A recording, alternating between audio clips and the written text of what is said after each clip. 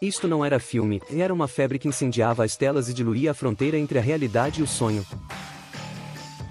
Pela primeira vez, o trauma de uma nação se materializava em cenas hipnóticas, como se cada frame fosse uma batida do coração ensurdecedor de Hollywood. Os helicópteros de Apocalipse Now giravam em um redemoinho caótico, fundindo-se com a energia visceral de um ventilador e os acordes irreverentes de Jim Morrison. Essa fusão não era mera ilusão, era o espelho onde a guerra e o delírio se encontravam, criando uma experiência sensorial surpreendente.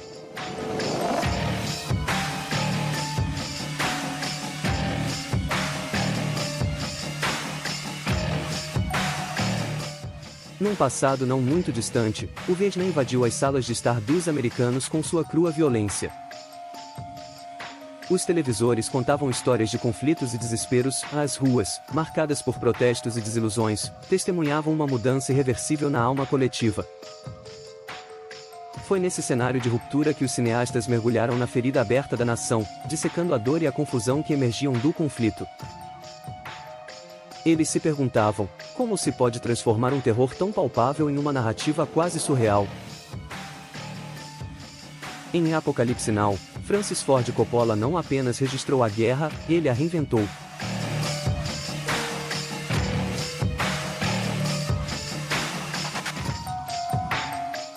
A câmera passeava por cenários infernais enquanto a trilha sonora elevava a experiência a estados quase etéreos de delírio.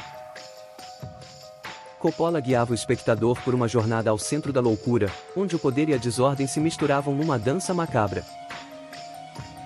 A transformação de Marlon Brando, que engordou dezenas de quilos para encarnar um Buda enigmático, era uma prova visual do quanto a realidade podia se curvar diante da arte.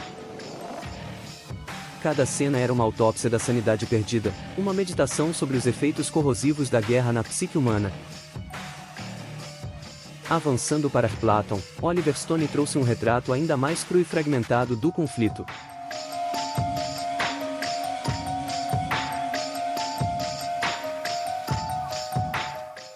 Aqui, o Vietnã não era um palco de batalhas épicas, mas um terreno onde a escravidão interior se impunha com brutalidade. As cenas mostravam aldeias ardendo em um fogo incontrolável, refletindo a destruição interna experimentada por cada soldado. Em meio a esse cenário de desolação, a luta não era apenas contra o inimigo externo, mas contra os demônios interiores.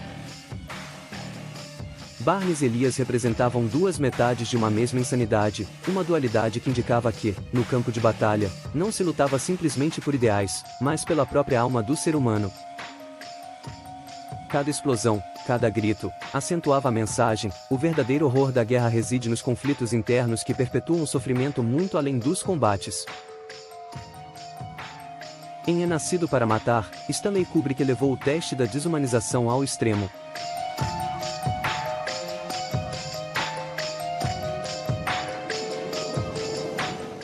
Através de uma estética fria e meticulosamente desenhada, ele questionava a necessidade da violência, sugerindo que a crueldade humana não dependia de uma guerra para se manifestar. Em cenas marcantes, um soldado disparava seu fuzil sem piedade, enquanto a narrativa insinuava que, no fundo, a monstruosidade estava esperando apenas por uma autorização para se libertar. Kubrick nos fez refletir: seria a guerra apenas o convite para que os instintos mais sombrios da humanidade se tornassem visíveis? A resposta era tão inquietante quanto clara: os monstros sempre estiveram entre nós, apenas adormecidos, até que uma oportunidade se apresenta-se.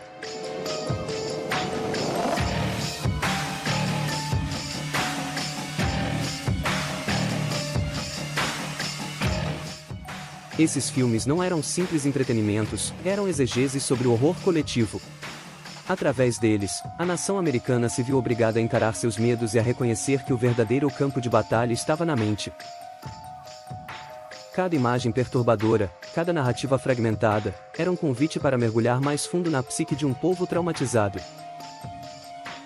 O legado desses filmes permanece: eles transformaram a forma de ver a guerra, traduzindo o horror universal em uma experiência quase mística de imagens e sons. Se o Vietnã foi o pesadelo, um diretor nos anos 90 faria o público reviver o inferno real. A seguir, o desembarque que mudou tudo.